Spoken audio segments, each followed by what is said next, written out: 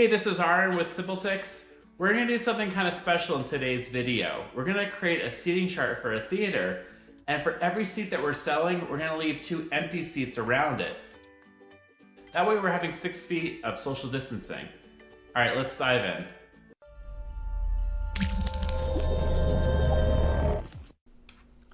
Our very first step will be to create our event, so let's do that. This will be Charlotte's Web, and we'll create a brand new venue. And we'll set our venue name. We'll give it an address.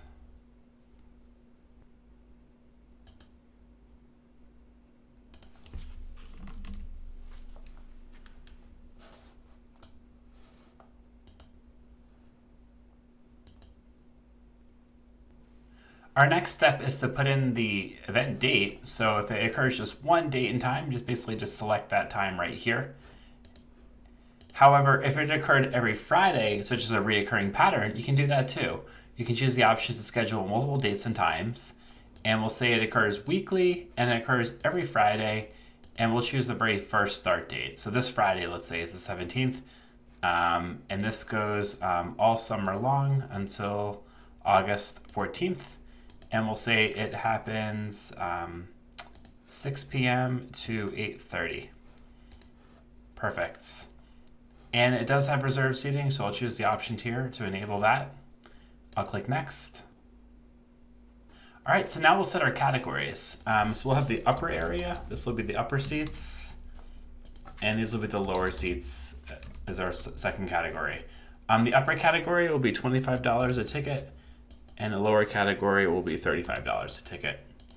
We're gonna pass over our credit card processing fees to the buyers. Just by clicking here, we can set that. And if we want to make it a whole number, we can totally do that. So let's make that $2.25, and we'll do 50 cents. All right, I will click continue. Okay, now we'll build our seating chart. So the very first thing that I like to do is kind of put my stage or my my main stage in the front. In this case, it's more of a movie screen, but we'll call it a stage for now. So I put that in there, that rectangle, and identify it as a stage, just like that.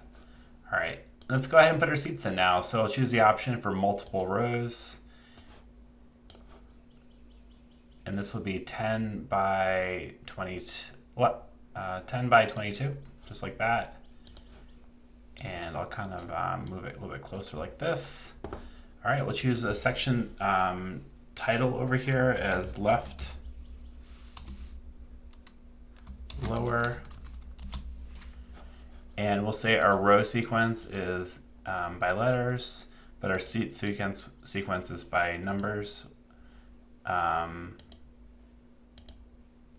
So it starts with a 1 on the left side, and we'll identify this category as the lower section. Perfect.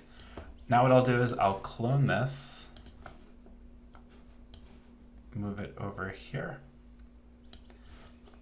and we'll say this side is the right lower.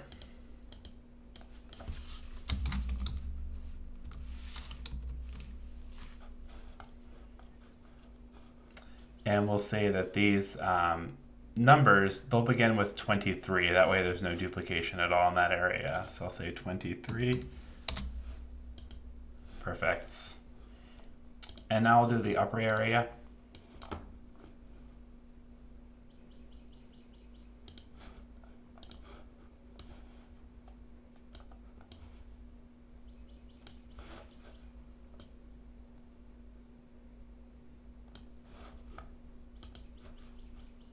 The row sequence will also be by letters, and it'll be by numbers as well for the bottom part. Perfect. Okay, so our seating chart is now created. We have 2 different categories, and we'll finally put our focal point into the mix. Perfect. Now I'll click publish. I'll click save. And at the bottom of the screen, I'll click create my event. Awesome.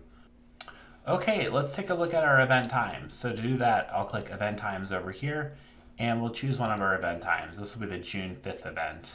Now, by default, all the seats are going to be available. So if I go over here to this Mark Seats on Hold page, this shows me all the seats that are available. And right now, all of them are available. So what we want to do is we want to make one seat available, but freeze 2 seats next to it in all the different directions.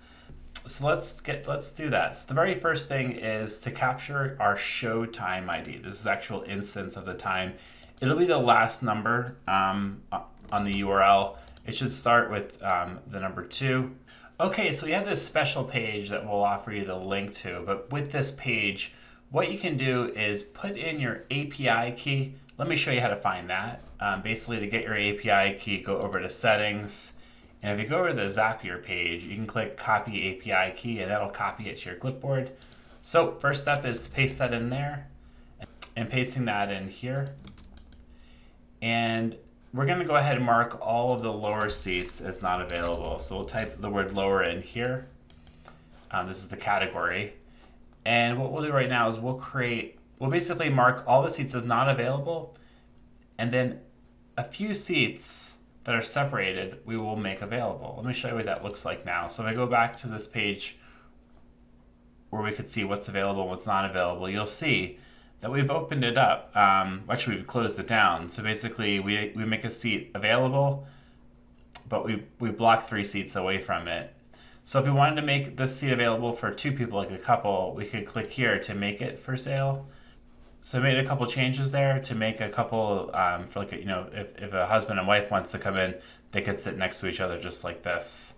So we modified a few of them here and there. All right, so I'll click here to update that. And let me show you what it looks like on the customer side. So basically, no people could be sitting right next to each other. So we're following the 6-foot social distance law.